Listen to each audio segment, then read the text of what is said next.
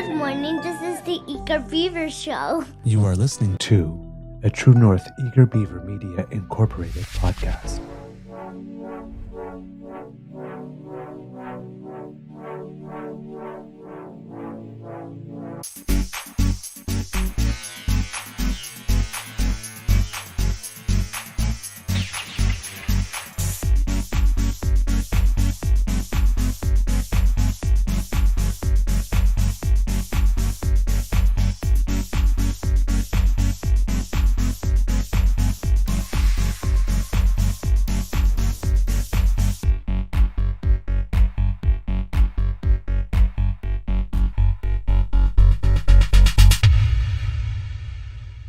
The True North Eager Beaver podcasts are proudly brought to you by our founding sponsors, the Misfit Mysteries from Corvid Moon Publishing, your source for science fiction, fantasy, and cozy mysteries featuring a broad diversity of characters, CanadianTarot.com, your uniquely Canadian online eclectic tarot community, and the Peppermaster, hot pepper sauces made from farm-fresh ingredients to thrill your taste buds and expand your mind.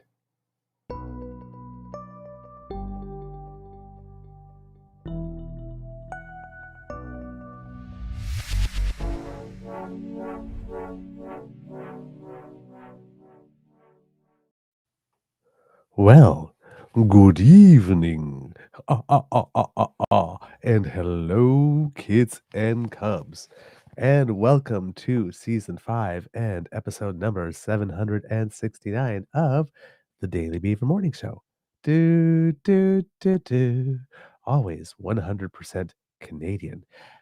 Actually, today, at the moment, it's not so much a morning show, but an evening show because today, kids and cubs, DAMFAM, we learned that the Prime Minister of Canada would be announcing, not announcing that the Prime Minister of Canada would be addressing the nation at 7:30 this evening in what has been billed by his office as being what did they say? A live address on Canada's plan to build a stronger economy. So basically, giving us a bit of a preview on his thinking going into the budget that will happen on November 4th. And maybe we will get a little bit of insight as well into how things are standing with negotiations with the United States, because I keep on hearing some stuff that we might have an announceable when the Prime Minister is in Asia next week, maybe around the 28th, 29th, 30th or something, that there could be some announcement relative to the United States prior to the budget coming out on the 4th.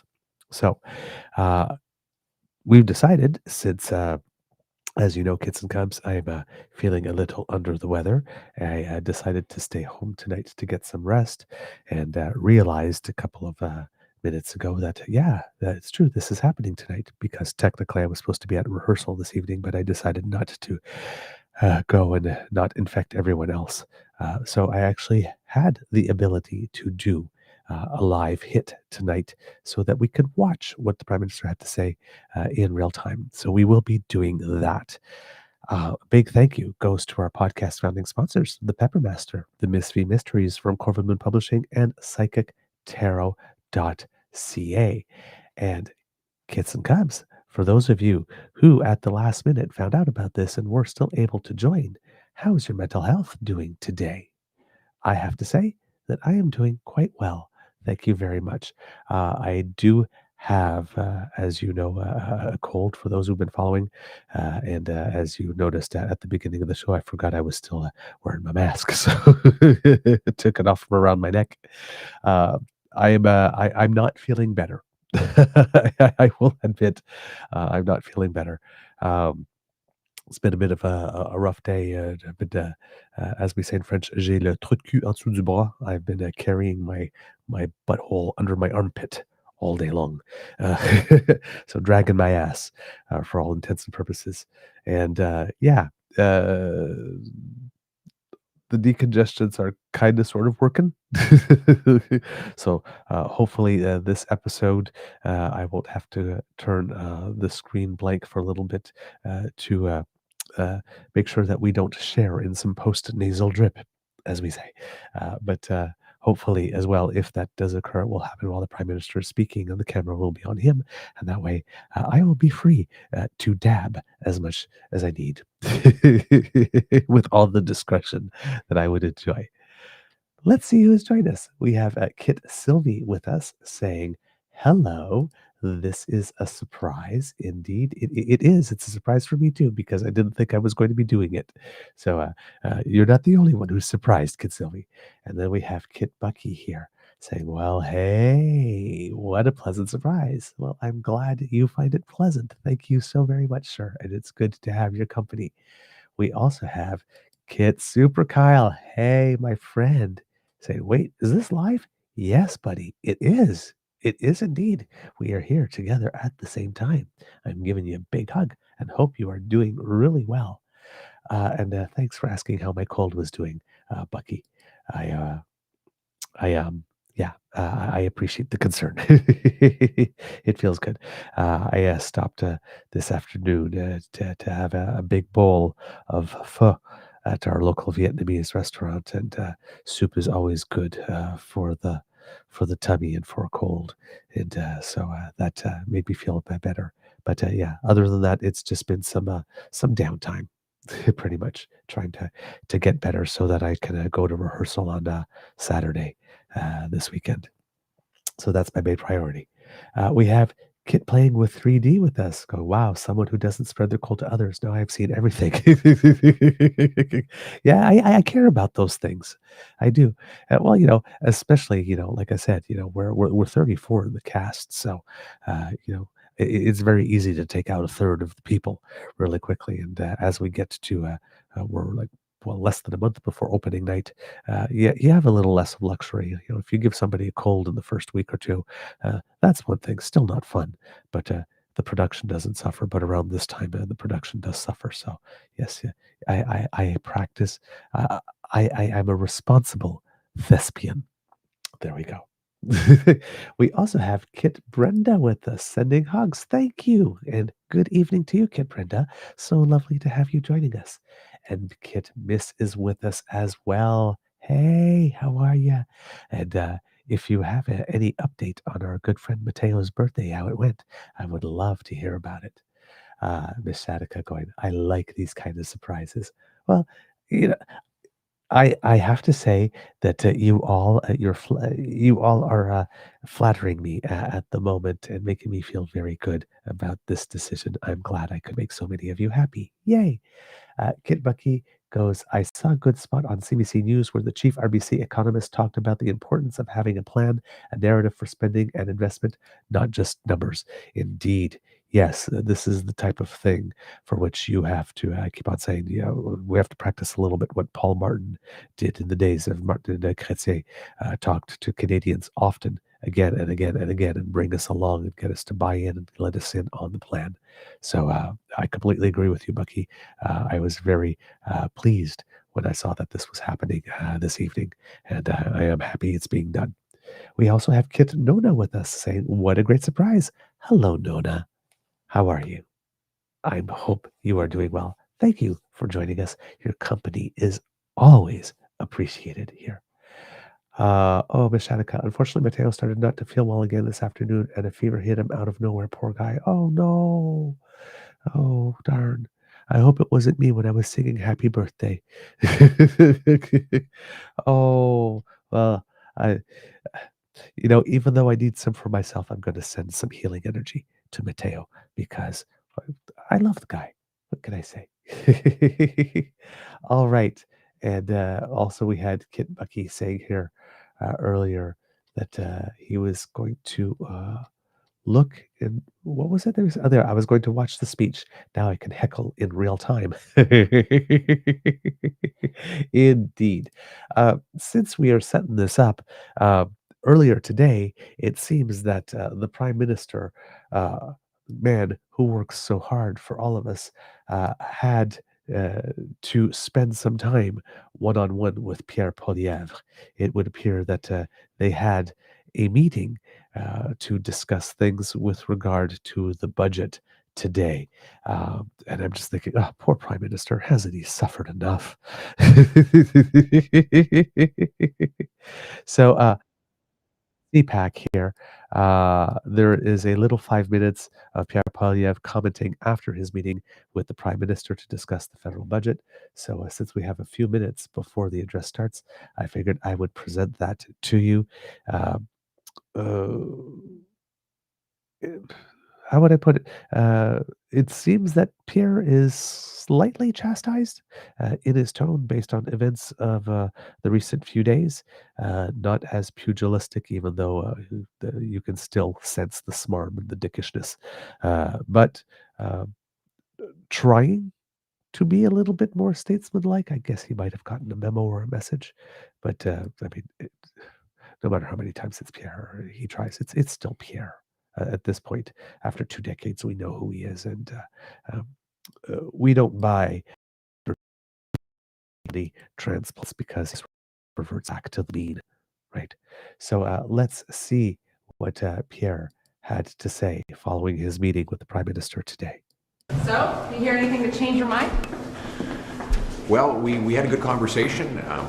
My message, of course, to the Prime Minister is that people can't afford to pay anymore, that they're tapped out, their grocery bills, their rent is too high after 10 years of excess spending. So I shared my view that we need the government to bring down its inflationary deficits and taxes. I was grateful for the chance to sit down with the Prime Minister. We had a good conversation.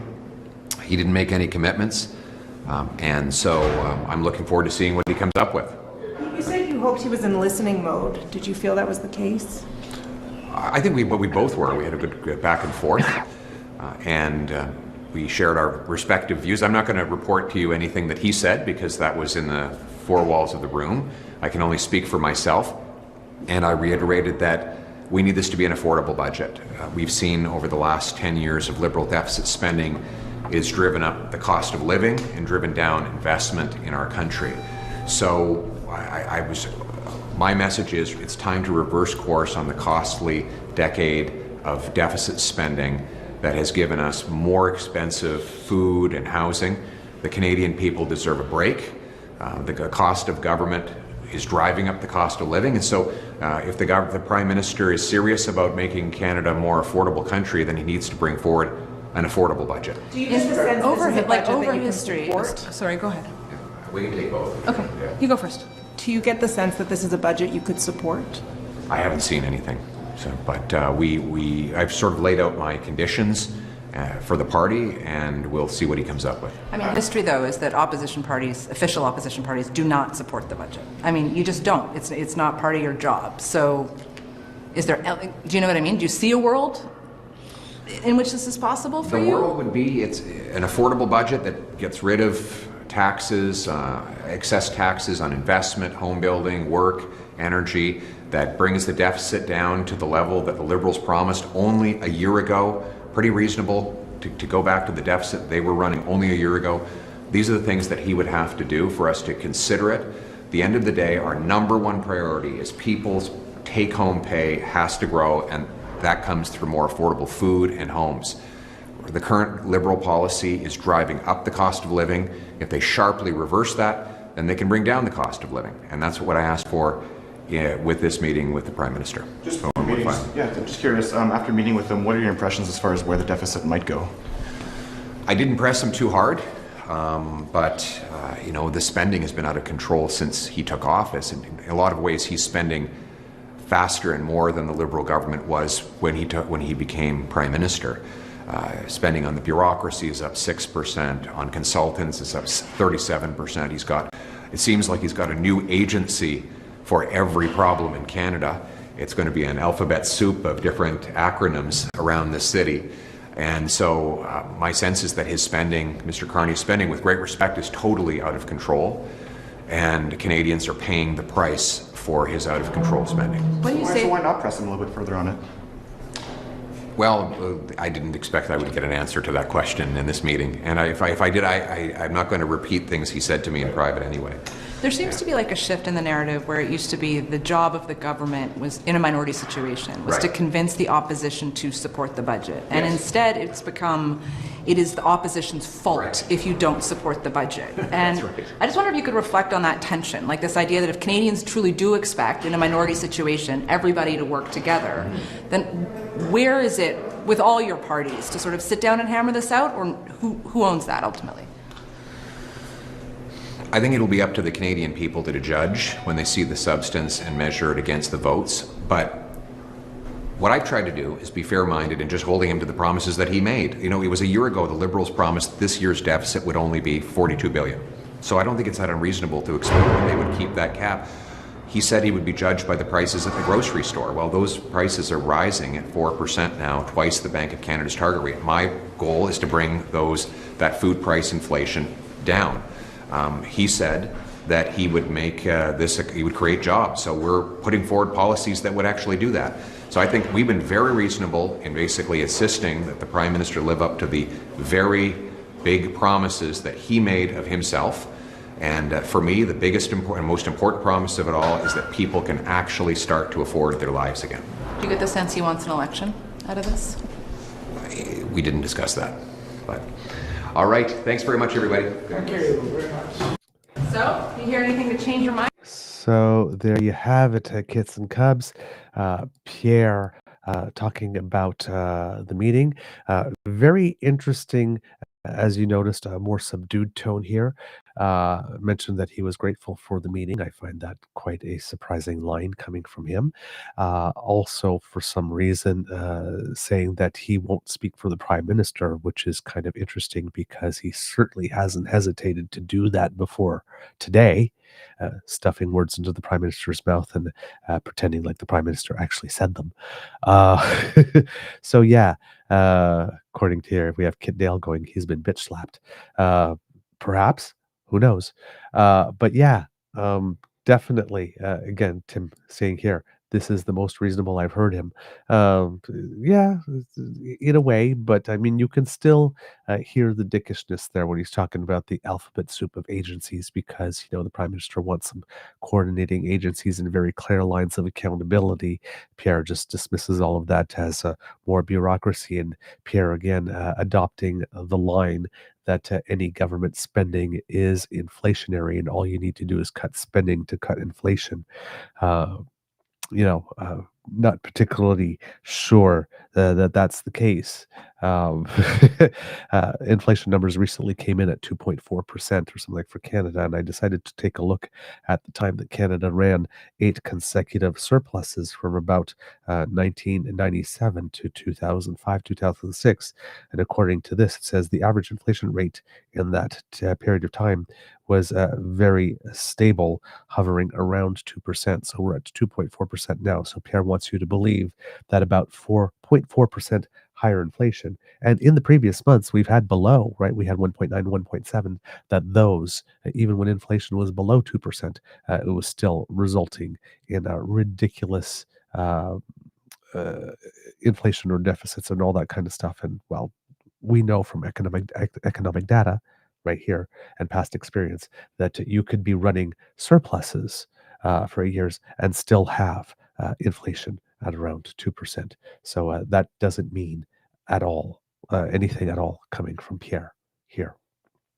All right. So we've got a couple of minutes before it officially starts. It seems that this morning when they were announcing this, they hadn't announced a venue at all. From what I can gather, this is taking place at the University of Ottawa. It's going to be delivered in front of an audience that is more youthful, so we are told. The Prime Minister is going to, I guess, lay out some thoughts, some strategy, prepare the terrain for the budget. He says that the budget is going to have generationally important spending.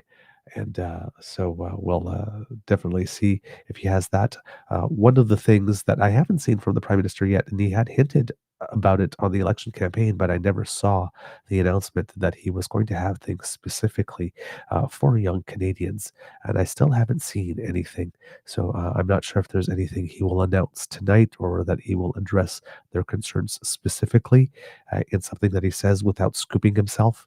We do have a couple of hints of things that will be in the budget based on previous announcements. So, for example, the Canada Strong Pass will return next year because it was a big hit. Tourism in Canada has gone up a lot over the past year, and I'm sure that a lot of that has to do not only with us traveling within our own country and taking advantage of the Canada Strong Pass, but also foreign tourism to Canada is up as well. So there are people from other countries who are deciding to choose Canada rather than the United States as well, and that is helping us.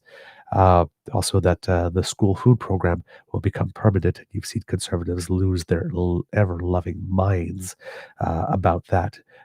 Again, the weird old tropes again. The government shouldn't be your mother or father. Says, okay, well, don't think of it that way. Think of it as the fact that we spend a lot of money on education. That's an investment, and we have scientific data that proves that kids learn more with a full belly. So rather than think of it as a nanny state thing, think of it as a government being a good investor and saying, hey, for this much more, we can boost the return on investment in education by X% just by making sure that kids have full bellies.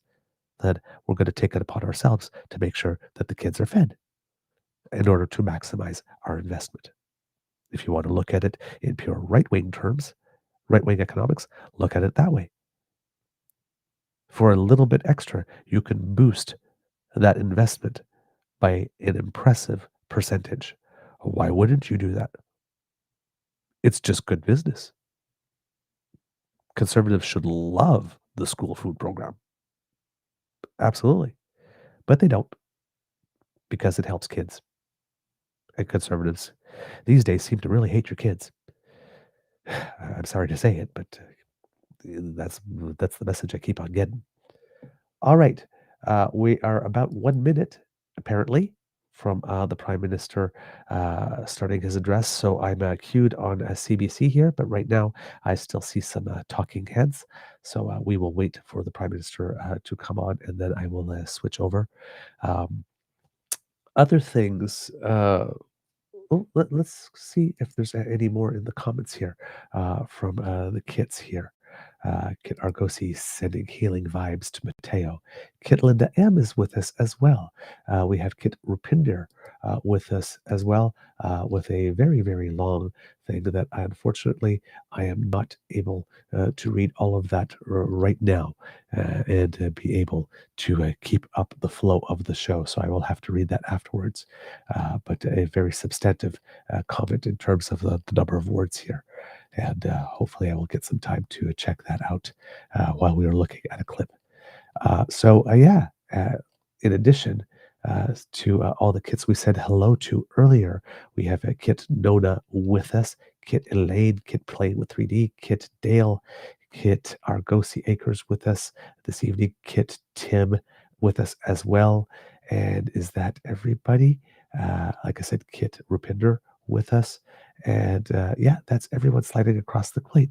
Very pleased to have so many of you join me for something that was at the last minute and on the fly.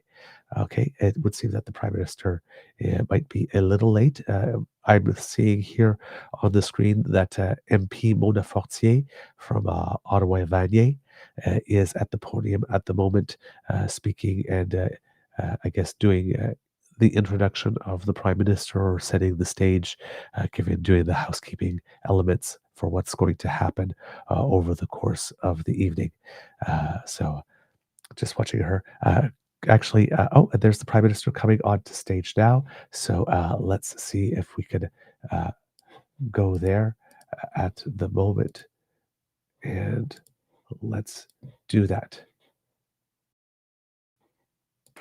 Merci, Madame Fortier. Merci, cher Mona. Merci, Madame la Présidente. C'est un grand plaisir d'être ici parmi vous. Good evening. Look, it's been a while since I was in your shoes at university. It's been a long while, actually. It's been a long while, but one of the things is that there are some similarities to our experiences, okay? Trust me, I'm going to draw them out. The fact is, in particular, we will have both studied and entered the workforce. You will soon enter the workforce during times of immense change, okay? And I've learned a few things since I graduated, and I've increasingly understood this point that, you know, life doesn't proceed in a straight line. And that the history and the progress of nations are punctuated by hinge moments. Times when the future literally hangs in the balance and when our actions can be decisive. Et dans des moments comme celui-ci, nous devons être audacieux. Il faut tracer une nouvelle voie. In moments like this, we must be audacious. We must forge a new path. Et il faut le faire ensemble. And we must do it together. Le Canada traverse un moment comme celui-là aujourd'hui. Canada is going through a moment like that today. Les changements technologiques S'accélère. Technological changes are accelerating. The world is more dangerous and divided. The U.S., as we all know, has fundamentally changed its approach to trade. It's raising its tariffs to levels last seen during the Great Depression. And the scale and the speed of these developments are not part of a smooth transition, they're a rupture. And they mean that our economic strategy needs to change dramatically. And they mean as well, even though we both lived through time, or I lived through times of immense change, your future will not be the same as my past. Because my time as a student was marked by events of a similar magnitude, but in a very different direction. When I was your age, the Berlin Wall fell, leading to a long period of liberalization of the movement of goods, capital, and people, leading to a peace dividend. C'était une époque d'optimisme, d'espoir et de promesses. It was an era of optimism, hope, and promise. Et ces dynamiques favorisaient particulièrement le Canada. And those dynamics particularly favored Canada. Notre géographie enviable nous donnait l'accès à la plus vaste et à la plus dynamique des économies. Our geography gave us access to, oh darn, see, this is the part where doing interpretation, sometimes you forget what they said because your ability to remember the words disappear. I let him speak for too long. Sorry. Et nous tenait à distance de la plupart des guerres et des attentats terroristes qui ont lieu. And our geography kept us far away from the wars and many terrorist attacks that were happening. Qui ont eu lieu. So, because of these advantages, over decades our economy grew steadily more integrated with the United States through the Free Trade Agreement of the 1980s, the NAFTA Accord of the 1990s, and eventually USMCA agreement signed in 2018. Canada's trade increased by over 400% during that period, and our economy doubled in size. But this process, this decades-long process of an ever closer economic relationship with the United States, is now over. And as a consequence, many of our former strengths as a country, former strengths more particularly as our economy, strengths based on close ties to America, have become our vulnerabilities. And as a result of that, the jobs of workers in our industries most affected by the US tariffs in autos and steel and lumber are under threat. And our businesses are holding back investments restrained by the pall of uncertainty that's hanging over all of us. Our relationship with the United States will never again be the same as it was, even though in this new world of protectionism, we have the best trade deal of any other country, and we're working to make it even better still. Now, at the same time that all of this is happening, Technology is changing the way we work, live, and communicate. When I was in graduate school, the World Wide Web, as we then called it, that was the modern term of the information superhighway, if you ever heard of that. The World Wide Web, as we then called it, was just beginning. We used pen and paper in class. We talked on the telephone to each other. And we talked about the same news stories, the same movies, the same bands. My generation was connected by wires, yours is connected by code, and yet our society today is becoming ever more disconnected. Our public square is fragmented by online echo chambers, where truth and fiction can be hard to tell apart, and where contrasting ideas tend to polarize, not persuade. Now, in the context of all this, we have relearned some key lessons over the course of the past year. First, we have to take care of ourselves because we can't rely on one foreign partner. We have to take care of each other because we are stronger together. And we've learned that now is not the time to be cautious because fortune favors the bold. Nous pouvons nous donner beaucoup plus que d'autres ne pourront jamais nous prendre.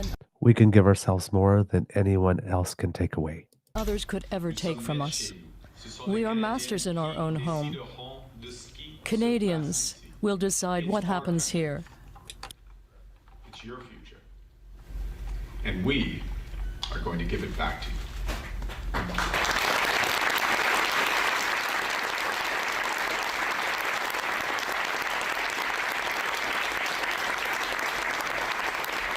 Now, to confront a more dynamic, a more competitive, a more hostile world, we must chart a new course, drawing on our many strengths as a country, relying on our values, and being inspired by our history. First, on strengths, Canada has what the world wants. Nous sommes bordés par trois océans. We are bordered by 3 oceans, and we are the only country to have reached trade agreements with each of the G7 economies, offering our businesses unequaled access to global We're an markets. energy superpower. We start with the 3rd largest reserves of oil, the 4th largest of natural gas. We have an electricity grid that is 85% clean, and we have the vast potential to power the clean economy of the future. We possess one of the largest resources of critical minerals and rare earths. Le Canada est un chef de file. Canada is a leader in artificial intelligence, life sciences, and quantum computing. Our universities are among the best in the world. Their scientists are among the most cited, and they attract and train the best talent. Our government has the fiscal capacity to act decisively, and we must draw on these strengths now. Our second advantage is that Canada has the values to which the world aspires. Canada has always been, and we always will be, committed to fundamental human rights, to human dignity, and to individual freedom. We are a pluralistic society. Our cities are the most diverse in the world, places where people bring the best of their cultures. We have a public square that's loud, that's diverse and free. Et les Canadiens et Canadiennes valorisent la collaboration And et le partenariat. Canadians value collaboration and partnership, and we are determined to build a sustainable future. These deeply held values are also economic assets. They give investors the confidence to build here. They offer innovators a stable foundation to take risks here. They give the world reasons to trust Canadians as reliable partners. L'histoire du Canada The history of Canada is filled with adventurers, risk-takers, and builders. Over the centuries, in order to succeed and prosper, we have had to go further, build faster, and dream bigger. It is important to remember that the Canada before Confederation was built through bold action and risk-taking. Coureurs de bois, and voyageurs who mapped this continent and built vast trading networks from coast to coast to coast before the Americans had even left St. Louis. When the Second World War ended, Canada was ambitious, determined, and united in a mission to build big things. The St. Lawrence Seaway, the Trans-Canada Highway, Expo 67, the CN Tower. Nous avons construit de nouveaux quartiers pour des centaines de milliers. We built new neighborhoods for hundreds of thousands of veterans and their families, and opened new universities to launch their careers. We had the sense that we were in control of our future. We used to build things in this country. We can build again. We used to explore this country. We can chart new courses again. We used to take big, bold risks in this country. It is time to swing for the fences again.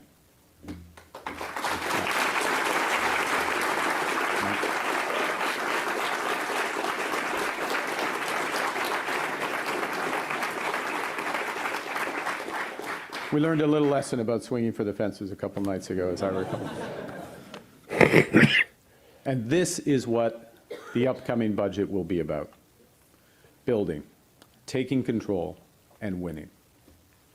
We will make generational investments with a plan to protect our communities, our borders, our way of life. We will build a stronger economy where everyone has a chance to get ahead. And we will empower Canadians with new opportunities, better careers, and a lower cost of living. Now, let me start with protection, because to build more of what we need, we must protect what we have. Safe communities attract people and families to put down roots, get a home, build a rewarding career, and ensure their children get a good education. So as soon as Parliament opened in the spring, we introduced the strongest legislation in Canadian history to secure our borders and crack down on gun trafficking and illegal drugs such as fentanyl. We introduced new legislation to combat the horrifying rise in hate and violent intimidation, including to protect against anti-Semitism and Islamophobia. And as I shared last week, we will table legislation for stricter bail and sentencing laws. To help secure our communities, we're hiring 1,000 new RCMP personnel, and to secure our borders, we're hiring 1,000 new border services officers. As we build safer streets and stronger borders, we also must reinforce our sovereignty in that more dangerous and divided world. And that's why Canada's new government is undertaking the largest increase in defense spending in a generation, or in generations to be more precise. And we're forging new partnerships with allies, such as the European Union, to strengthen our shared security. Parce que vous méritez un foyer sûr. Because you deserve a safe home. Because you deserve to feel safe in your community. Because we are defending Canada's sovereignty, and because there is no prosperity without security.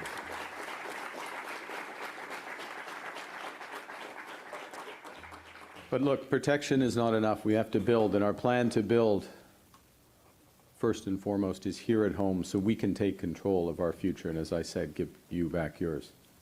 In the last 6 months, we've worked to create the right conditions to get big things built faster. At the end of June, we passed the One Canadian Economy Act to remove federal barriers to internal trade and to fast-track the approval of nation-building projects. In August, we opened the Major Projects Office, which serves as a single point of contact to get those nation-building projects built faster. Les projets qui vont connecter, vont diversifier projects that will connect us, diversify our economy, and propel us forward. Projects that will export our resources to new partners around the world. Projects that will create hundreds of thousands of well-paid jobs. Good unionized jobs for Canadian workers. Now, last month, we announced the first tranche, the first group of these major projects, with over $60 billion of investments in nuclear power, in LNG, in carbon capture, in critical minerals, and in new trade corridors.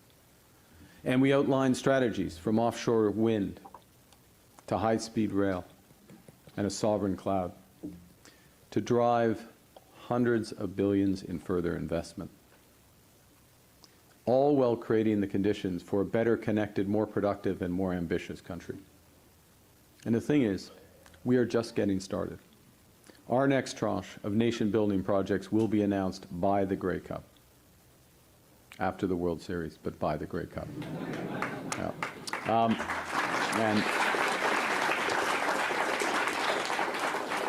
And at the core of our strategy will be to catalyze unprecedented investments in Canada over the next 5 years. That's what's going to come above and beyond these projects. Because we are also focused on building millions of new homes that will strengthen our communities, building faster with Canadian technology, Canadian workers, Canadian lumber, and Canadian steel, building homes that Canadians can really afford. We launched Build Canada Homes here in Ottawa to help double the pace of housing construction within a decade using new factory technology, cutting building times by 50%, reducing costs by 20%, and lowering emissions by 20%. Now, it's not just what we build, it's also how we build. We will build inclusively in full partnership with Indigenous peoples, First Nations, Inuit, and Métis, every step of the way. We will build in solidarity with workers, creating good union jobs. And Budget 2025 will introduce our climate competitiveness strategy. With a focus on results over objectives, on investments over prohibition, we will build sustainably. Le budget va contenir une nouvelle stratégie. The budget will introduce a new strategy to build sustainably and competitively for the future of Canada. We will be focused on results rather than objectives, on investments rather than prohibitions. We will build sustainably by relying on energy, transportation, housing, and low-emission manufacturing to enhance our competitiveness, because reducing emissions is not only a moral duty, it is also an economic imperative. Our strategy will recognize that in today's global economy, we have to build sustainably. It's not just a moral duty, it's also an economic imperative. It is a moral duty, but it's an economic imperative. Now, above all, we will build Canadian. The new security threats the world is bringing to our shores means we're making the biggest investments in our military in generations. But up until now, more than 70 cents of every dollar of military spending, military capital expending by our government goes to the United States. With our new Defense Investment Agency, we will make sure we build more of our security and defense capabilities here at home, creating new careers in aerospace and shipbuilding and cyber and AI for Canadian engineers, technicians, and scientists. It's the same thing in steel. Consider that while 80% of the steel that Europe buys is manufactured in Europe, 75% of the steel that the U.S. buys is manufactured in the U.S. Only 40% of the steel that we use is made here. That doesn't make sense. Not when we have the people, the resources, and the companies to build right here in Canada. So our upcoming budget will move forward with our Buy Canadian policy, prioritizing Canadian steel, aluminum, lumber, manufactured good, and technology for Canadian projects. And with new orders for homes, infrastructure, and defense equipment becoming orders for Canadian suppliers, we will be our own best customer. So the welder who's working on a contract in St. John's can get a full-time job. Et pour qu'un ingénieur de l'Université d'Ottawa And so that an engineer from the University of Ottawa has the great career right here Our in partners Canada. around the world are already taking note of new Canadian ambition. Last month, we signed a historic free trade deal with Indonesia, the world's fourth largest country by population. We've just signed foundational agreements with the United Arab Emirates in AI, and with the EU in defense and trade, and with Germany in critical minerals. We're re-engaging with global giants India and China while we deepen our partnerships with our traditional allies. And to build on this momentum, and to put it in context, our goal for Canada is to double our non-US exports over the course of the next decade, generating more than $300 billion more in trade, and that's new orders for Canadian resources, technologies, and expertise. Now, you spoke of protection and building, you move to empowering. Each of you in this room and in the overflow room, each of you is here to get an education that you need to go out and build the future that you want. To be empowered with a better shot at the life you want for yourself and your family. We will keep building a country where more people have more of those opportunities. Nous continuerons de soutenir les plus vulnérables. We will continue to support the most vulnerable and offer respite to those who are struggling by building a country where life is affordable. That is the third goal of our plan, giving all Canadians the means to We succeed. start by lowering costs with programs and services that provide strong foundations for a good life. So the first thing that we did, the absolute first thing we did after the election, was to cut taxes for all Canadians who pay tax, delivering tax savings for more than 22 million Canadians. We cut taxes to reduce the cost of housing for first-time homebuyers, some of whom I hope are in this room, immediately making the goal of home ownership a reality for more Canadians with young families. All of the big projects that we're driving forward, from new housing and new ports and clean energy, will create high-paying careers, many of them union careers here in Canada. It will be a great time to be in the trades. But as well, in the budget, we will unlock new apprenticeships, new skills training programs, and a new talent strategy for the next generation of scientists and innovators who will build our country. And as we build new industries and create new markets, you will be equipped with the skills you need to succeed with those opportunities. Because when Canadians empower each other, everyone benefits, and Canada prospers. Pour saisir ce moment. Vas-y.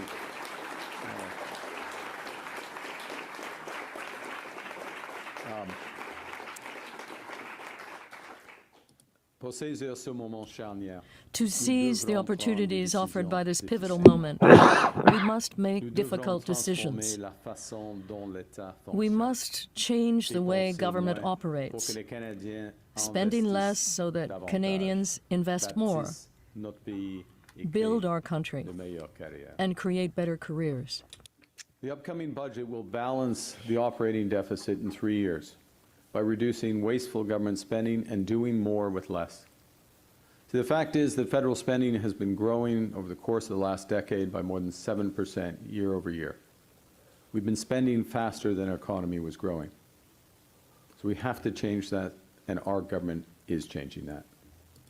As one example, we just completed a 60-day red tape review that identified nearly 500 new ways to streamline government services, cut duplication, and reduce costs. And when we saw that Canada Post was losing $10 million a day, Madam President, would you like to have $10 million a day? Imagine what you could do for the university with $10 million a day. Canada Post losing $10 million a day. We made responsible choices. But the fact is, even with such efficiencies and with better management, We will have to do less of some of the things that we want to do so we can do more of what we must do to build a bigger and better Canada. Ce budget va protéger les programmes essentiels. This budget will protect the critical programs that give every Canadian a real chance to get ahead. We will protect the Canadian Dental Care Program that now allows more than 5 million Canadians to access affordable dental care. And we will make the National School Food Program permanent, a program that allows 400,000 children to receive a healthy meal every single day.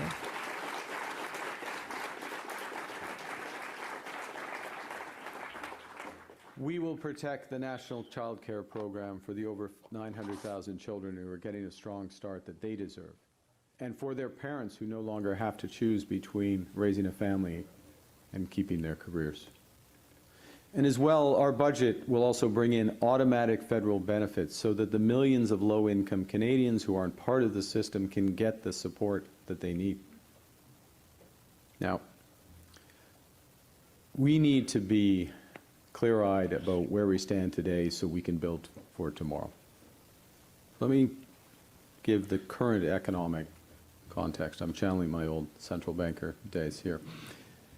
Look, the situation in Canada now, the actual situation, is that the rate of inflation has come down. It's come down sharply.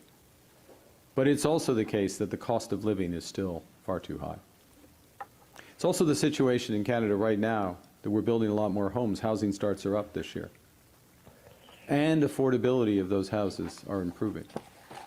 But it's still challenging. We need to build many, many more homes, and we need to build them a lot faster. This government is getting immigration under control, with asylum claims down by 1/3 and new temporary foreign workers down by more than 70% this year. To match immigration levels with our needs and our capacity to welcome them, this budget will include Canada's new immigration plan to do better for newcomers and for everyone. It's also the fact that in this economy, we are creating jobs as a whole across it. And it is a fact that we are forecast to be the second fastest growing economy in the G7 over the course of the next 2 years. Even though some critical sectors, I mentioned earlier, autos, steel, lumber, forest products, aluminum, and some regions are facing big, big pressures. So the facts are that at present, despite everything, despite these big changes, our economy is holding up. But it's equally true that if we don't act now, these pressures will only grow. And more fundamentally, our goal is not just to do reasonably well, but to grow stronger than the rest of the G7. And as we work to do so, I want to make this promise to Canadians. I will always be straight about the challenges that we face and the choices that we must make. And to be clear, we won't transform our economy easily or in a few months. It will take some sacrifices, and it will take some time. Our government will work relentlessly to cut waste and drive efficiencies. And when we have to make difficult choices, we will be thoughtful, we'll be transparent, and we'll be fair. We will work collaboratively with our colleagues across the aisle to build, protect, and empower Canadians. We won't play games. We won't waste time. And we won't hold back. We will do what it takes. We will play to win. We will bet on Canada and all Canadians.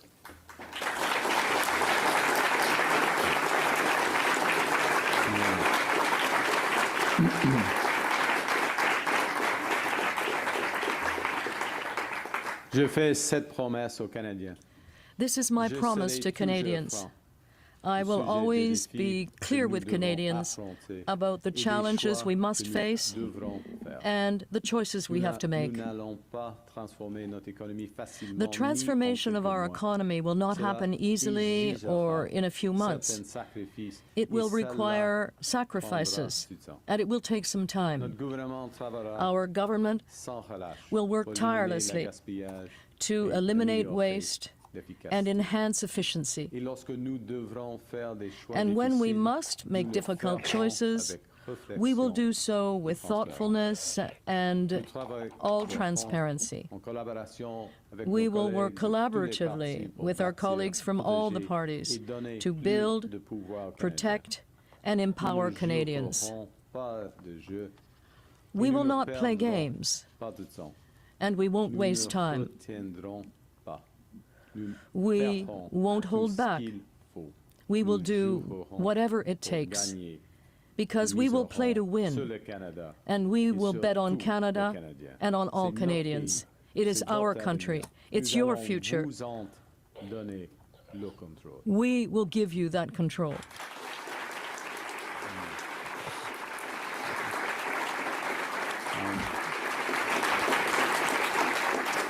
And to finish, because we're all in this together, I ask you to get involved. The fact you're here this evening, we do many other things, shows that you're interested in being involved. Get involved. Look out for each other. Look after each other. I know from the history that I read in university and the history that I've lived since graduating that fortune truly does favor the bold, and the hinge of fate will turn on what Canada does right now. We're going to have to change how we do some things, but we will never change who we are. This moment has revealed, yes, the limits to our economic independence, limits that we must tackle head on, and we will. But more importantly, what it's revealed is a nation that's more determined, generous, hardworking, compassionate, and ambitious than any other on earth. We are Canada strong. Canada fort. Vive le Canada.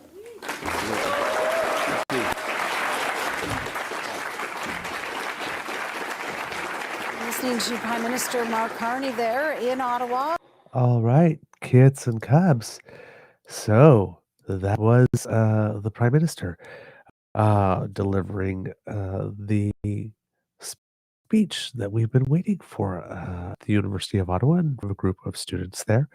And fortunately, they did come up with a simultaneous interpreter. I'm guessing that once the speech started, they placed a couple of phone calls and said, "Can anybody do this quickly?" Because they found someone. I'm surprised they hadn't arranged that beforehand, however. Uh,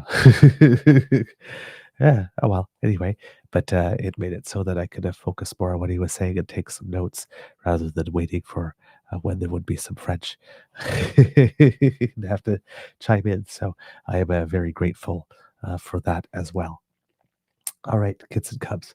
I am going to just for a second turn the camera and sound off because, as you could tell, I am extremely congested at the moment. So I'm going to fix that, and then I will be back with you for the analysis. So with you in a minute or fewer.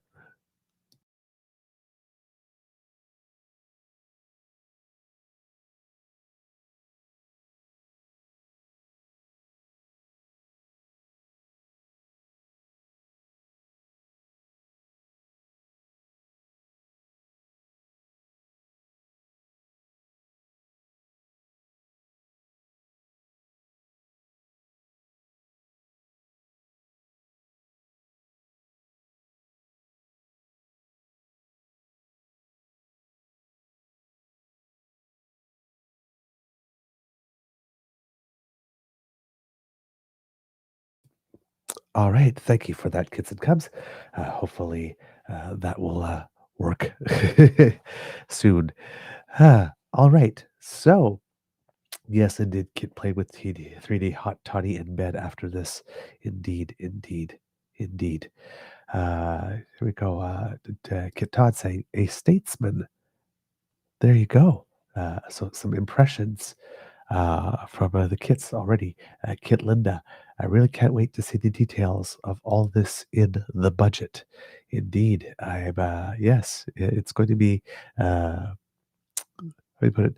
Uh, a much sought after document, and a lot of people, probably more people, are going to read it than usual this year to get an idea of what's going on.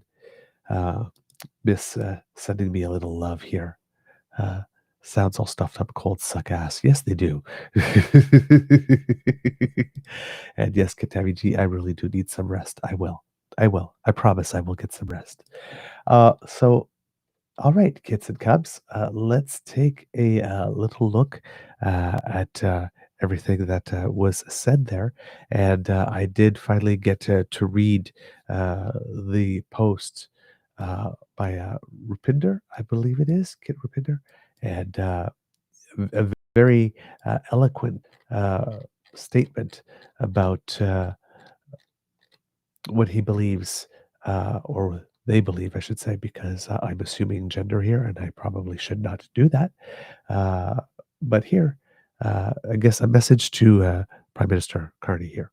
Thank you for taking the time to share this important message. Your support means a great deal, especially now as gangs of bullies sitting in the opposition persistently and unjustly label our law enforcement personnel as despicable.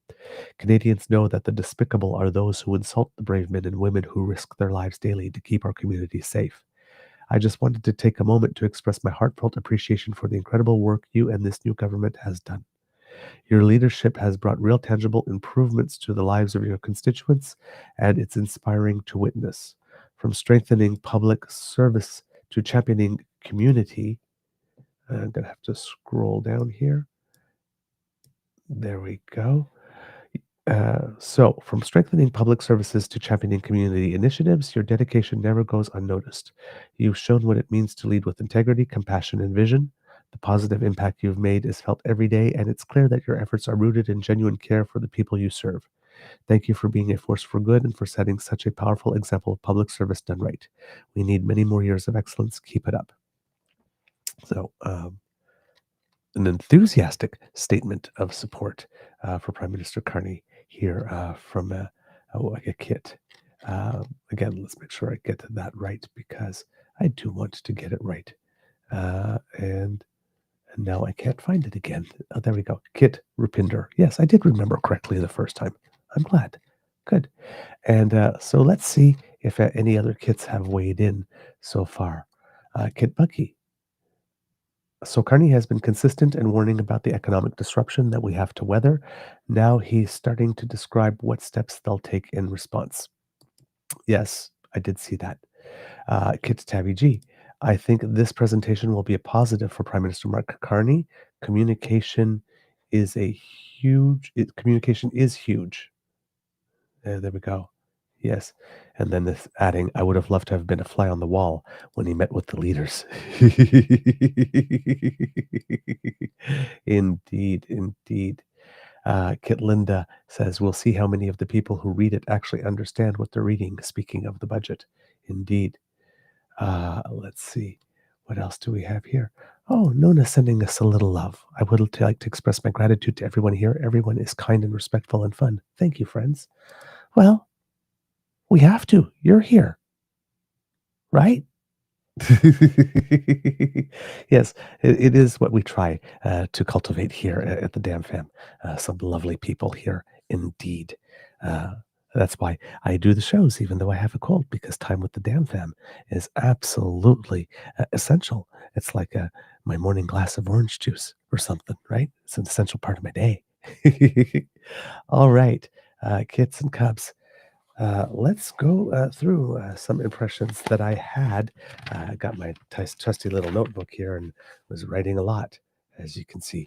Hopefully, I can now read my own handwriting. So, started a little bit with because he's delivering this to students at the University of Ottawa, and one of the kits I noticed had made the comment about how Mark Carney, even though there was a camera there, was making eye contact with the students and looking at them more than he was looking at the camera, and liked that touch because, yes, you probably do want to look into the camera now and then because you are also talking to people at home. But considering that there haven't been many events with Mark Carney and young Canadians in the same room so far, I'm like trying to think of them, and I can't think. I can none come to mind. Let's just put it that way.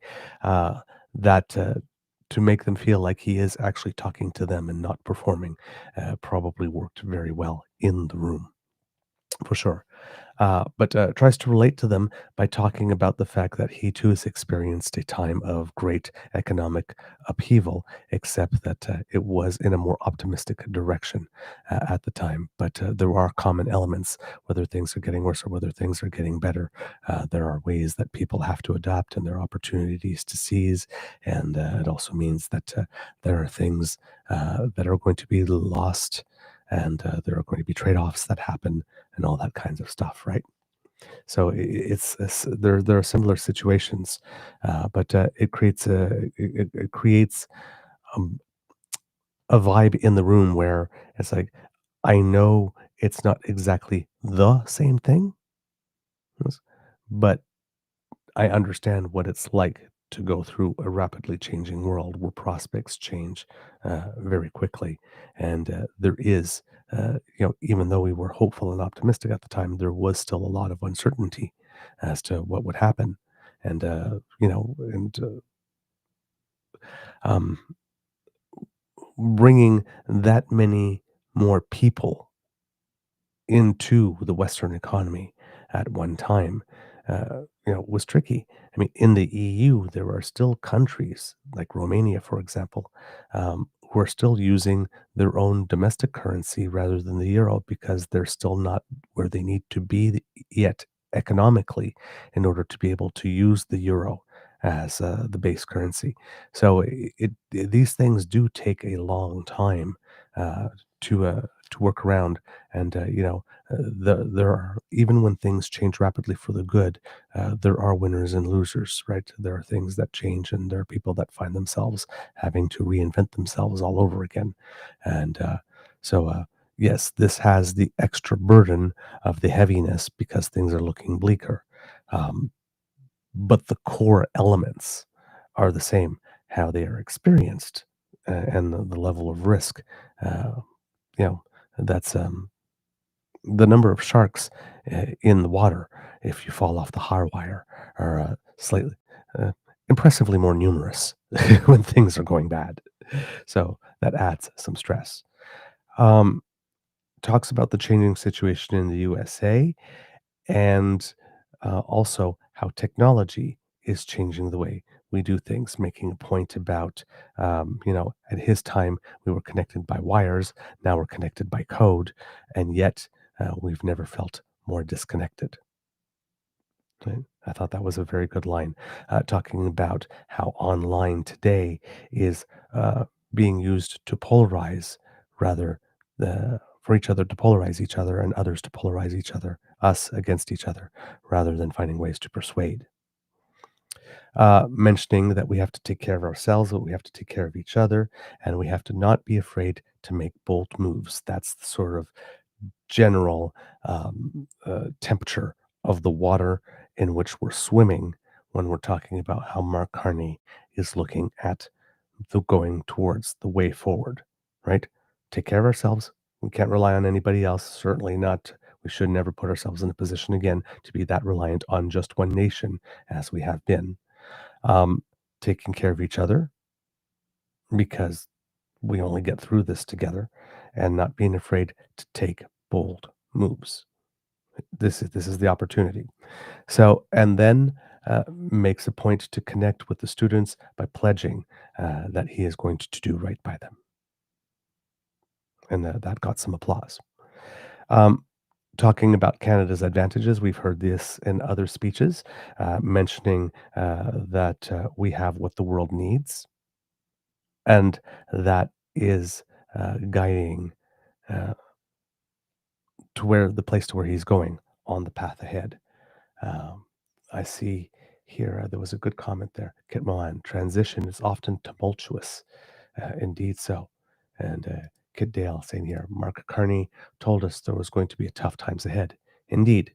Yeah, he's never lied about that. And as you notice, he finished his speech with that, stating that, he was always going to be straight with us on the challenges we face and the choices that we have to make there.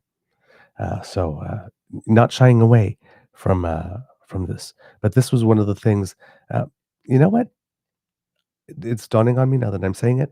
This is reminding me of the early days of the election campaign, right?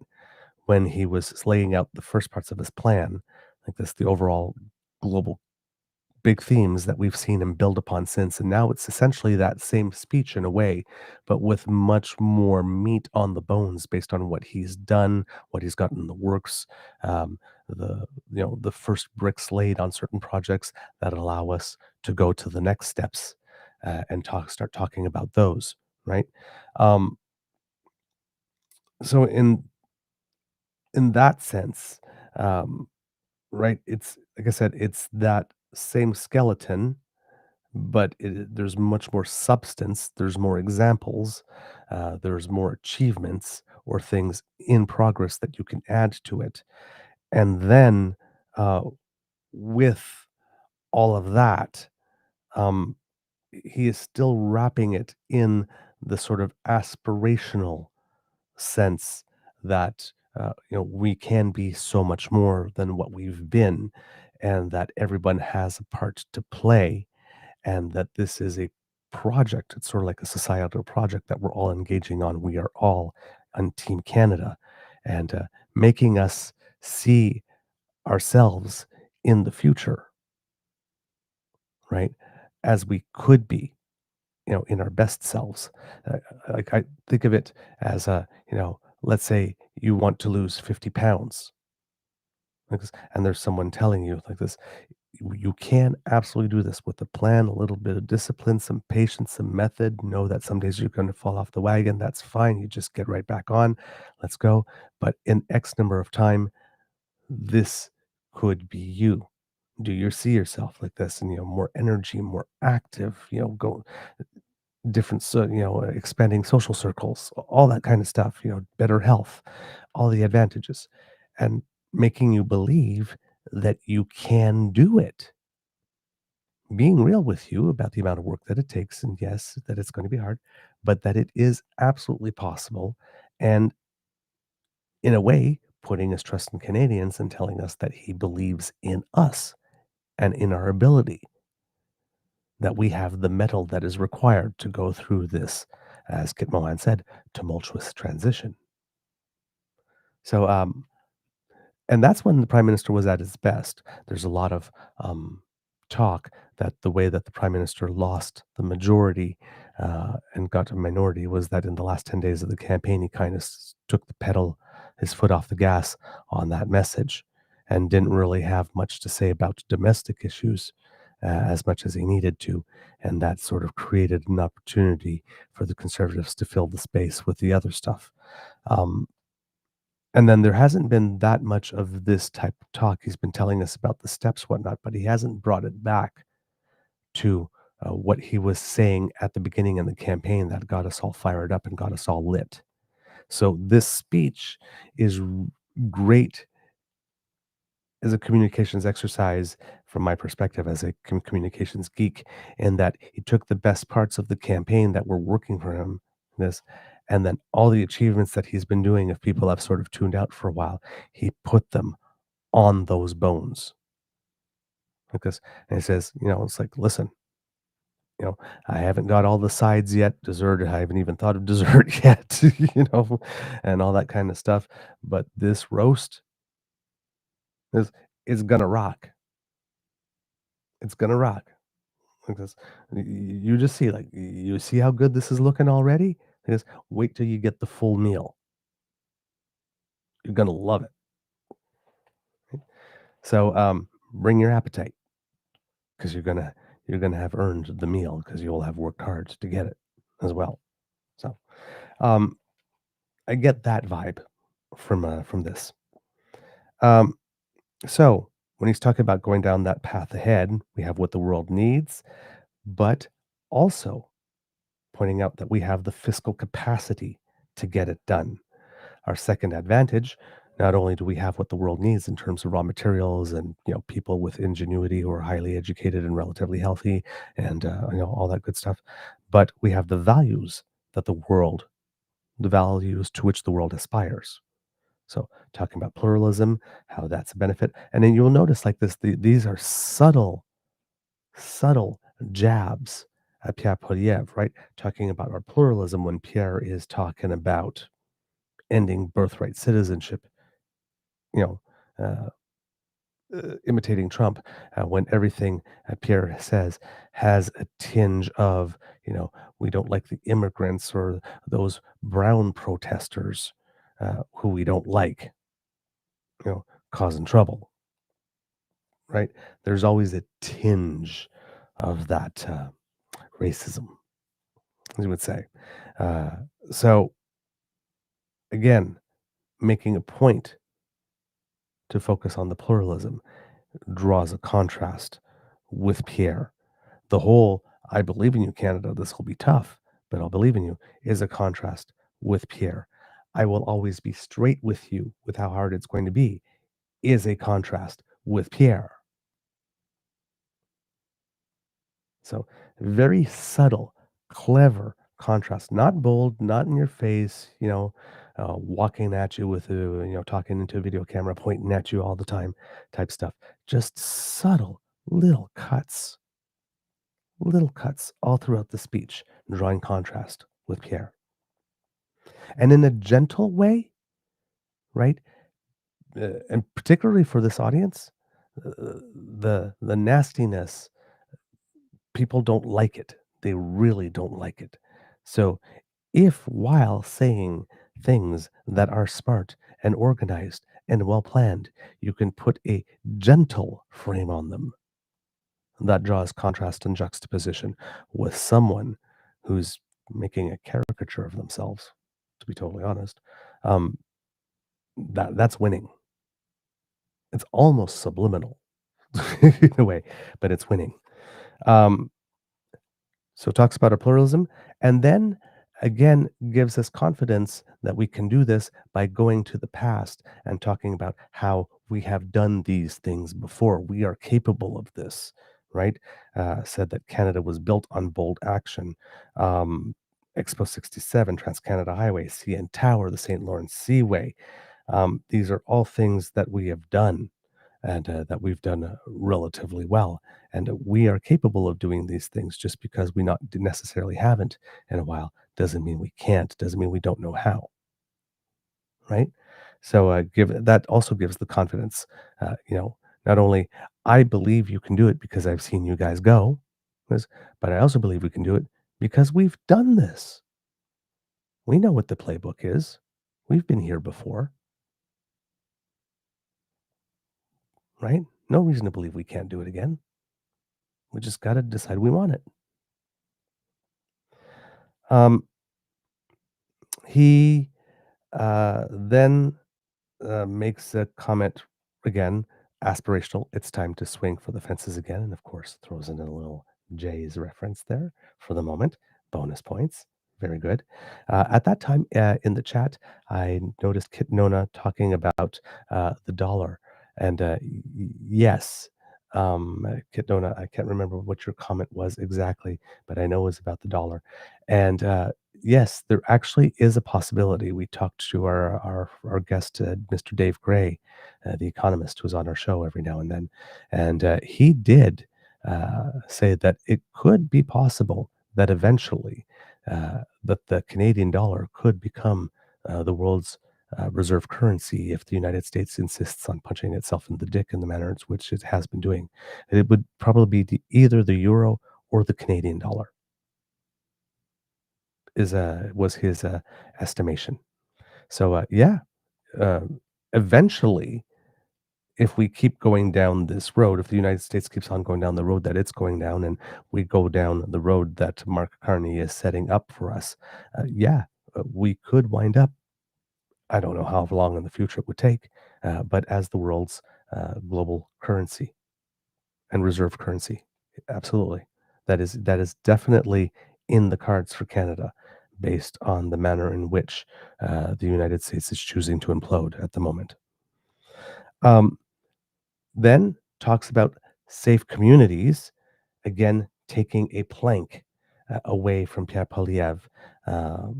Seems that this is a concerted liberal strategy to take all the things that conservatives complain about and just actually address them, so that they can't actually have anything to complain about anymore, and that they'll have to actually come up with something. Clever, clever, clever. um, mentions that there's no prosperity without security, and then talks about a lot of the projects that he has undertaken. So Bill C5, the One Canadian Economy Act, and then talks about starting the Major Projects Office that will bring $60 billion of investment, talking about other projects as well that are coming down, such as coming down the pike, such as the high-speed rail. Again, mention the sovereign cloud. It makes me so happy when he says those words. Clean energy projects, and right, and then talks about having established Build Canada homes, and then indicates here that his goal is to double in the period of a decade the number of houses that we are building, and then again mentioning here again that looking at reducing emissions by 20% in the process of doing that. So throwing that in there as well. He didn't mention the third agency in this speech for defense procurement, which is interesting, because that too is an accomplishment, but he didn't mention it specifically. Then goes on to talking about maintaining the commitment to truth and reconciliation and partnership with First Nations, the involvement of unions. Wants to make that very clear. So on that, again, competing with the Conservatives, because the Conservatives have been trying to go for the unionized vote, and not so much the white collar or public service unionized vote. They like to torture them and treat them like crap. Nurses, teachers, all of those people. But blue collar workers, trades workers, the Conservatives seem to want to be all over that. But with the Prime Minister having announced during the election campaign, and he referred to it here, the skills apprenticeship program and all of that. If he's talking, building apprenticeship programs, really investing in the trades, and also talking good union jobs while he's doing that, he might be going a long way to take that plank out from under Pierre Poilievre's feet again, and also squeezing the New Democrats, because the New Democrats are in a leadership race right now, and they have to decide what type of party they want to be. Is it going to be, issues like Palestine and Gaza that are put up front, and that might be of more interest to, as they keep on saying on TV, young urbanites, or will it be issues of, class and, fair wages and labor and paying people what they're worth and that type of stuff, which might have a broader appeal in areas that are not just urban centers. So they have to decide that, and they have right now 5 candidates in the race. There was actually a candidates forum, I think, or something like that, going on at the same time as the Prime Minister's speech that I need to tune into eventually. But there seems to be a range of candidates there, and some, Mr. Rod Ashton, or I believe, is one of them that's been getting a lot of buzz because he comes from the working class wing of the party, and definitely from that. And so if the party wanted to move in that direction, again, go back a bit more to its roots that way, right? So hopefully the party can find a way to mix both in such a way that it can have a wider appeal. But the core constituency of the union worker with the federal NDP has been lost a little bit. So if the Liberals can move in on that territory, squeeze the Conservatives out, and maybe also squeeze the NDP out the other way. That could be an advantage come next election for the party. But he's mentioned a couple of times unions. Now, he has Lana Payne of Unifor breathing fire down his neck at the moment. So, you know, given the auto stuff. So it's not always an easy game to be a prime minister. And then he talks about as well the climate competitive strategy in here as well. So First Nations, unions, climate competitive strategy. If you're looking at this, again, these could be subjects that are of great interest, in particular to the crowd in the room at that moment. Younger generations know more and have learned more about our relationships with First Nations, Inuit, and Métis than we did in our day, and sort of just like having a gay friend in your circle is kind of normal in 2025. Going, well, yeah, duh, of course, First Nations, should have all equal rights and be treated the same way we all would want to be treated, and have why did we ever not right sort of thinking.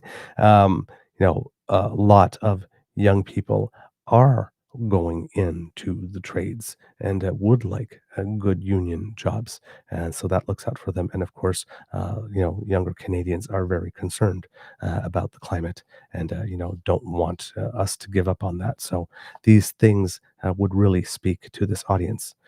So talking about, again, results versus objectives, investments versus prohibitions. So basically, again, it's like, I want to achieve the climate goals. I'm just going to do it in a different way that we have been doing it before. Giving us confidence that he's still the same Mark Carney who wrote that book, Values. Talking about working on lowering emissions or having cleaner projects in the fields of energy, in transportation, and in low carbon manufacturing. And of course, making it clear that he still has the commitment to this by reiterating that, yes, it is a moral duty, but it is also an economic imperative. So, in other words, you can it is the right thing to do, and you can call me a virtue singular all you want, everybody on the right, but there's also an economic imperative to do it at the moment. So this is a moment where doing the right thing and doing the thing that's good for business happen to happily coincide, and he's going to exploit this opportunity. Talks a little bit about military, and this is why I was surprised that he didn't mention the agency, but again, talked about how our military capital spending, about greater than 70% of it is spent in the United States, so that we're going to build more in Canada. And again, talking about fields of aerospace, AI, and cyber. Again, there's probably a lot of students in that room that are studying in those fields, and this speaks directly to their prospects for the future. So lets them know that there's going to be stuff there. And of course, talking about the Buy Canadian strategy with regard to this spending. Then mentions our various trade progress and trade deals lately, with the free trade deal with Indonesia, and then talking about foundational documents being signed with United Arab Emirates for other deals, the whole defense bit with the EU, the SAFE program and all of that.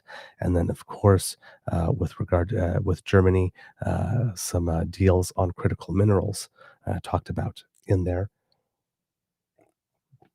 So showing that he's getting things done, because Pierre's been saying he travels a lot and doesn't have much to show for it, but we do have some things to show for it, clearly. Also mentioning in passing that we are reestablishing ties with India and China, given that the situation requires it, and mentions the goal, and I think this is the first time I hear this, but that the goal is to double non-US exports over the next 10 years by doing this.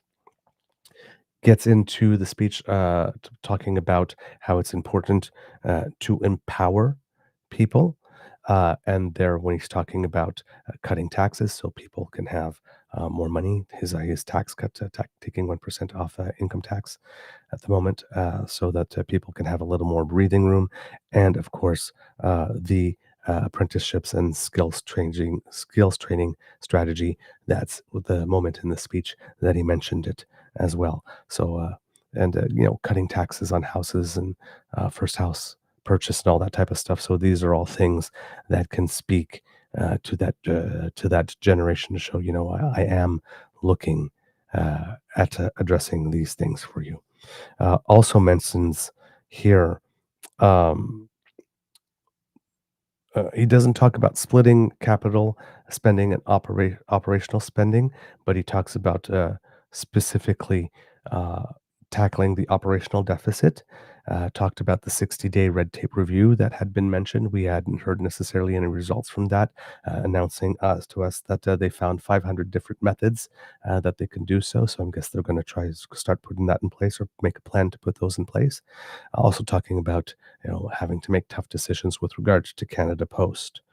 And with that, perfect segue into having to make sacrifices by saying we need to do less of the things we want in order to be able to do more of the things that we must. So, and students can definitely understand that. uh, I remember when I was a student, there were certain times near the end of the month. It's yeah. Um, I want to go out, but I must eat and pay rent next month. And tuition's coming up. So yes, but the concept of doing less of the things we want in order to be able to do more of the things we must is something I'm sure that particular crowd can connect with. Talks about his sort of guardrails, though, in the process, that he will protect critical programs. So the dental care program that serves 5 million Canadians, that will be protected. The National School Food Program that I mentioned before the show, 400,000 kids benefiting from that, that will stay in place. Childcare, 900,000 kids benefiting from that, that will stay in place. And also, one of the things that he announced that will be in the budget, that there will be automatic federal benefits via income tax filing for the Canadians who have the least complicated, I'm going to guess, forms, which happen to coincide with Canadians who happen to be the poorest. And it seems that he is going to make sure that the government of Canada proactively gives those Canadians every single dollar they are rightfully due. And this, too, for some reason, had conservatives online breaking out into hives for some reason. Of course, some type of pretext about, the government doing your taxes for you via some type of electronic format is some type of conspiratorial thing that opens the gateway to something that will curve your spine and, I don't know, make the planets spin out of alignment or something. I don't know, something ridiculous. But yes, all at the concept of Canadians being given, the poorest among us, every tax dollar that they are rightfully owed, I should say. Also, Kit Linda in the chat at that point also mentioned that there was an announcement today of $482 million invested in research grants. So I went and looked at it, picked it up here so I could throw it into the conversation. But according to the Tri-Agency Institutional Programs Secretariat, I didn't know we had one of those, but there we go. It says the Government of Canada is committed more than ever to supporting Canadian research excellence and a diverse research ecosystem. Through this support, Canadian researchers continue to lead globally in groundbreaking innovations to maintain competitiveness in a rapidly evolving research landscape. Today, the Honourable Mélanie Joly, Minister of Industry and Minister responsible for Canada Economic Development for Quebec regions, announced that the federal government is investing more than $690 million in science and research funding. More than $482 million will be distributed through the Research Support Fund, or RSF, administered by the Social Sciences and Humanities Research Council on behalf of the 3 federal research granting agencies to ensure researchers and institutions across Canada are equipped to address new demands in the current research environment and to compete on a global scale. These investments will support projects such as upgrading facilities so researchers can conduct their discoveries in the best environments, building and strengthening new and existing research resources, and strengthening cybersecurity to safeguard research innovations. Over $198 million will support 259 new and renewed Canada Research Chairs. Yes, this funding will allow exceptional researchers and their research teams in health, natural sciences, engineering, social sciences, and humanities disciplines to advance essential knowledge in areas such as artificial intelligence, Indigenous governance, mental health and work-life transitions, obesity and aging across populations, and ocean engineering, among others. As a Canada Research Chairs Program partner, the Canada Foundation for Innovation, CFI, is also committing nearly $11 million to support 43 research infrastructure projects at 27 institutions through its John R. Evans Leaders Fund.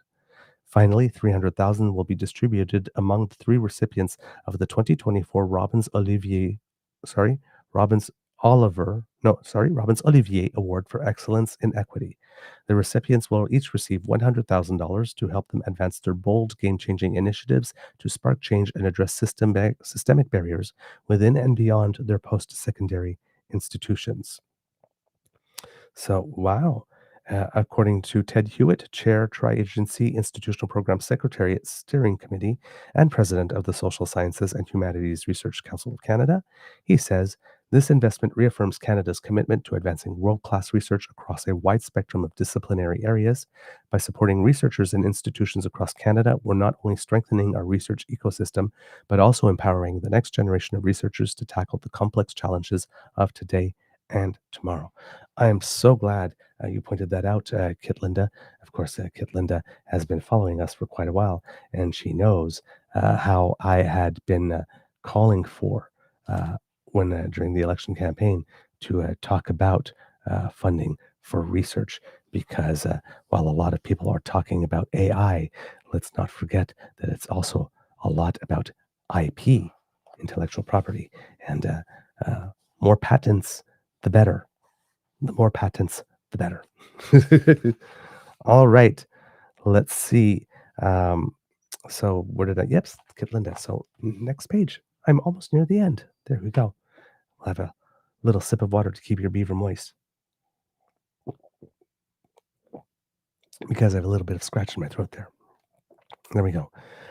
And then talking about certain success that we've been having when he's talking about housing, mentioning that housing starts are up and that costs are lowering. And I mentioned this on the show as well, but I went to go look at a little bit of data there. Canada's housing starts were up in September 2025 with a 14% increase in the monthly seasonally adjusted annual rate compared to August, reaching 279,234 units. The 6-month trend also rose by 4.1% to 277,147 units. This increase was largely driven by higher starts in Ontario, Quebec, and the Prairie provinces, with Montreal and Toronto accounting for more than a quarter of national starts. The year-over-year total for actual starts in centers of 10,000 or more people was up 19%. So housing starts are up and prices are lowering. According to Global News, nationally, the average home price in Canada is expected to be $827,796 by the end of the year, a modest increase of 1% compared with $819,600 at the same time last year. Some of the country's most expensive markets, like Toronto and Vancouver, will see prices decline compared with the end of 2025. The Greater Toronto Area, the average home is expected to cost $1.11 million, so $1,110,000, a drop of 3% compared with last year. Meanwhile, Greater Vancouver will see the average home price around $1.2 million by the end of the year, a 2% decrease compared with last year. Quebec City is set for the biggest increase in home prices with a 15% spike, but with the average home costing $460,690. In the city, it is well below the national average, the report added. While this is a bit of a recovery compared with the spring, building on modest price rises in the summer, experts warn that a full recovery is still not on the horizon. We haven't quite reached that turning point yet where there's been additional pressure on prices or competition. There's still a lot of buyers that are holding out, Royal LePage spokesperson Annelise Cugliari Allegretti said. The recent lows in the housing market are a correction after the peak of the housing market in 2022, which saw home prices rise to unaffordable levels for many, Allegretti said. Quote, this has been the first time in several decades where we've had this much of a correction or this prolonged period of improved affordability, especially in the most expensive markets like Toronto and Vancouver, she said. So there you go. Prices down 3% in Toronto and 2% in Vancouver, and more housing being built. He also mentioned on immigration that asylum claims are down 1/3, and the number of new temporary foreign workers are down 70%. And then, of course, as we mentioned a few times already, mentioning that he will always be straight about the challenges we face and the choices that we have to make. Once again, saying that it will require sacrifices and that it will take time. So those who have a fetish for expediency, where is it? Where's it now? Where is it now? Why don't we have it now? Why haven't you started? You need to calm down. And then mentioned three specific I'm not sure if you want to say criteria or qualities, probably qualities that he seeks to pursue in what he is doing, and that is to be thoughtful, to be transparent, and to be fair, stating that he won't play games and he will not waste time. And then, as I can definitely approve of, because here we believe that democracy is something that you do.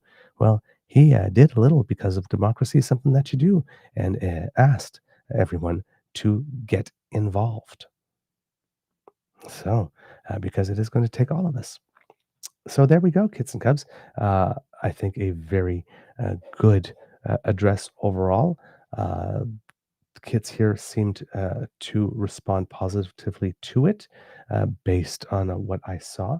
I'm just going to go back here into the chat and see if there's some more comments from the kids before we close off the show here.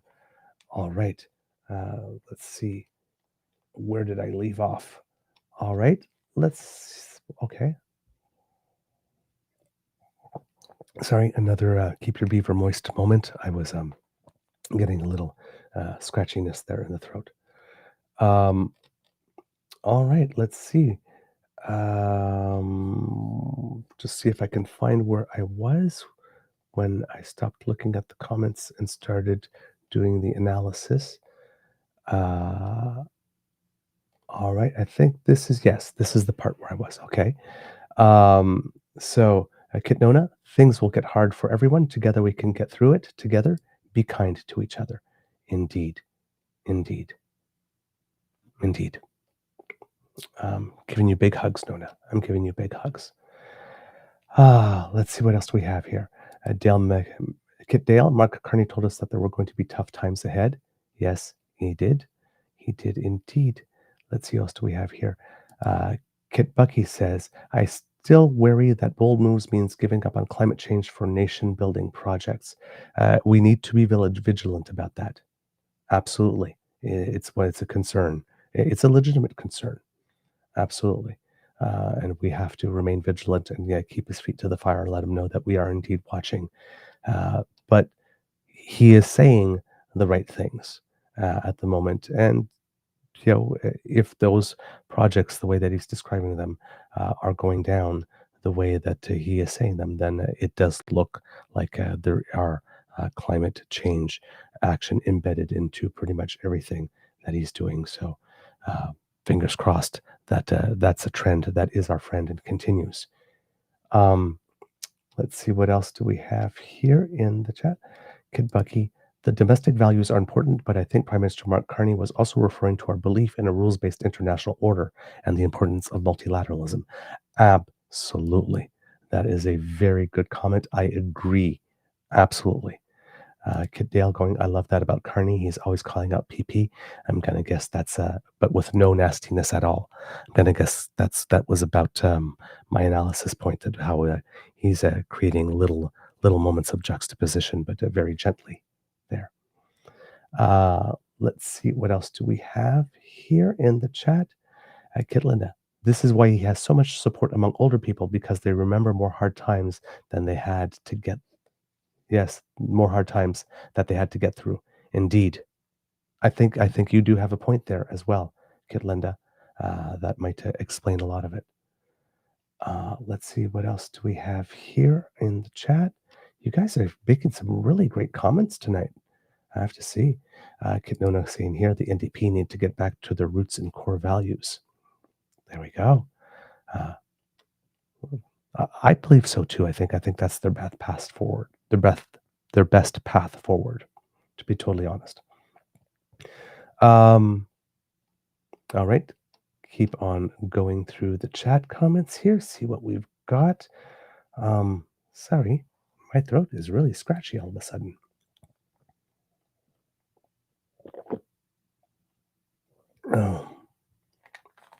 Oh, Get Uncover says Sportsnet steps up to the plate with the first ever made in Canada World Series broadcast.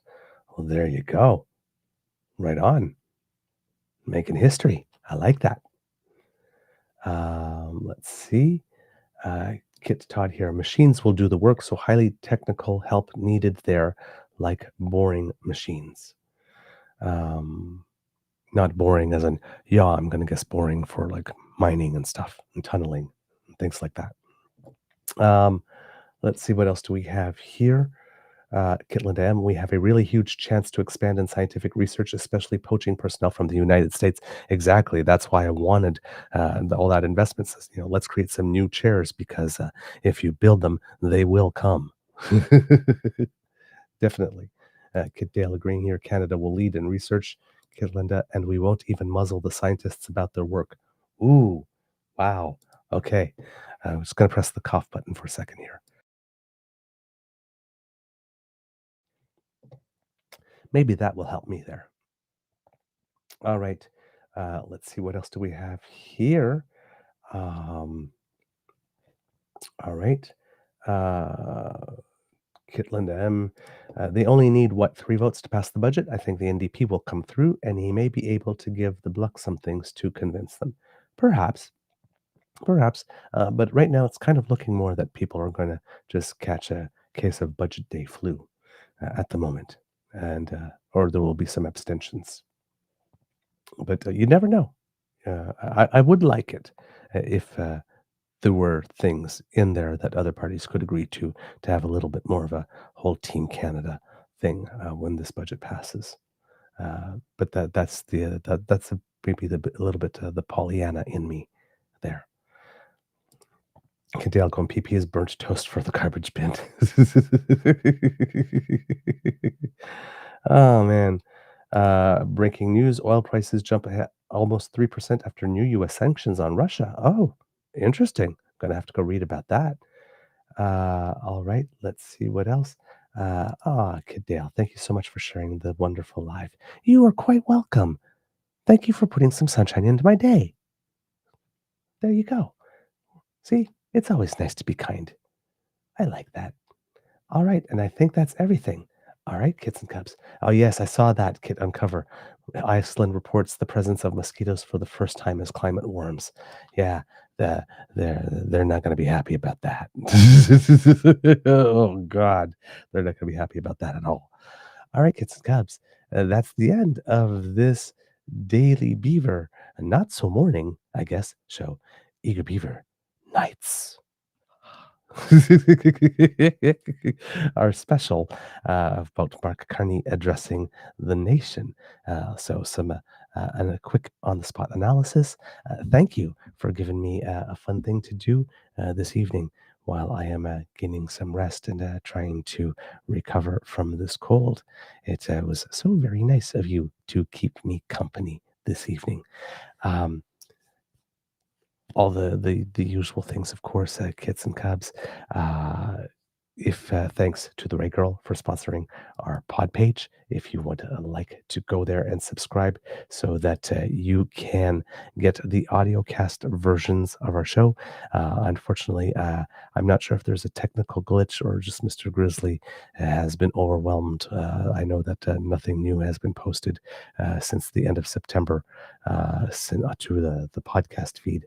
So there might be a technical glitch. I haven't had a chance to speak to him lately to figure out what the delay is there.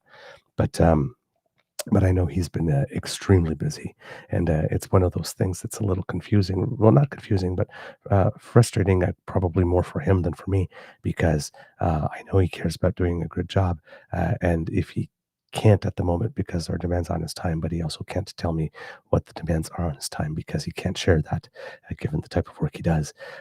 It must weigh heavy on him a little bit. So I just want to have a chat with him at a moment to reassure him and say, hey, it's all right. Just get it done when you can. No pressure.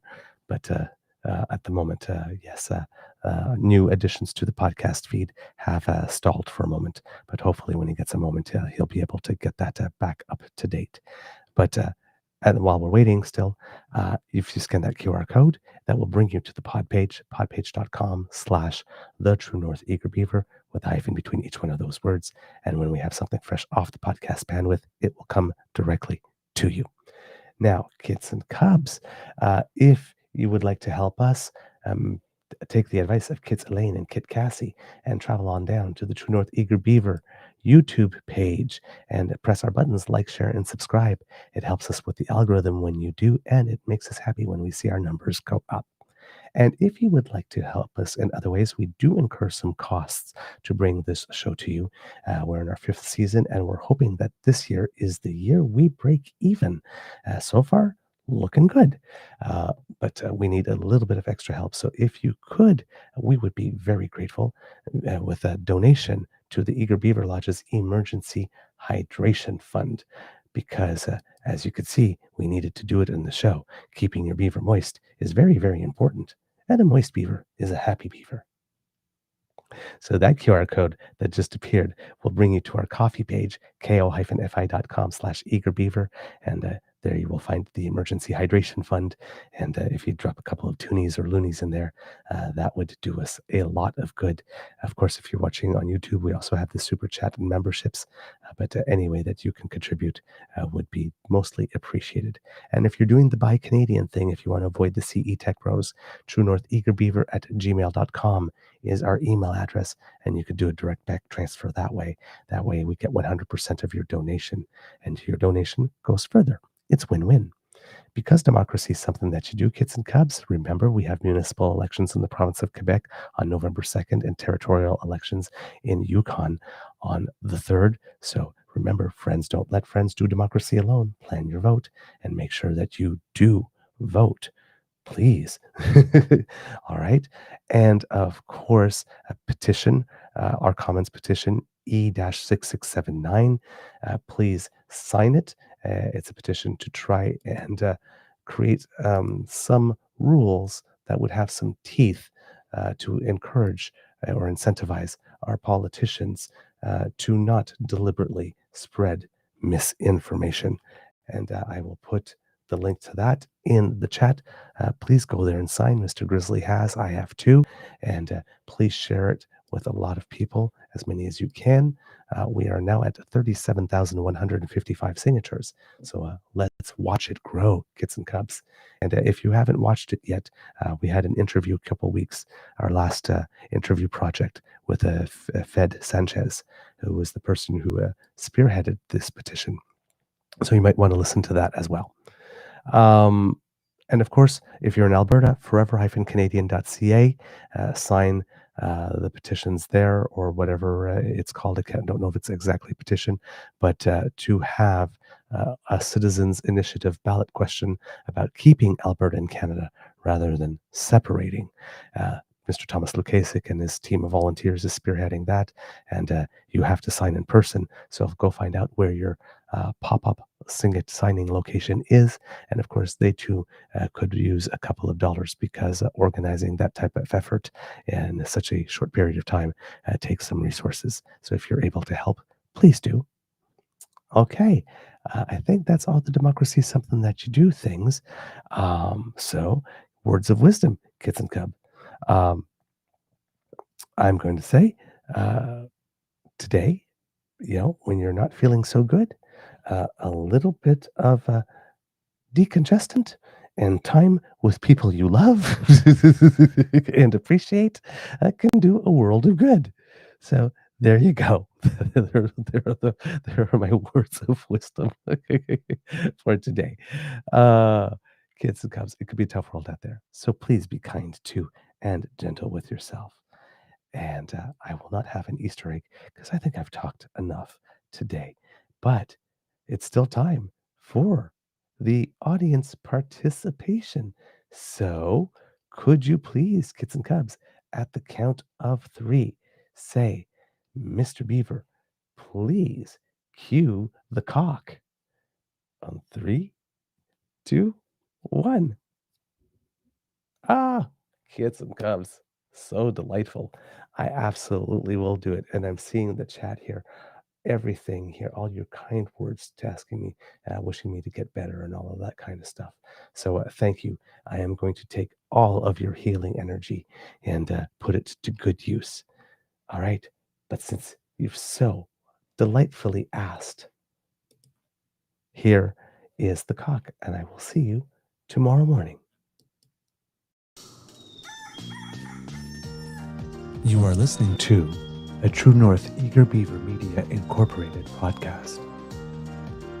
The True North Eager Beaver podcasts are proudly brought to you by our founding sponsors, the Misfit Mysteries from Corvid Moon Publishing, your source for science fiction, fantasy, and cozy mysteries featuring a broad diversity of characters, CanadianTarot.com, their uniquely Canadian online eclectic tarot community, and The Peppermaster, hot pepper sauces made from farm-fresh ingredients to thrill your taste buds and expand your mind.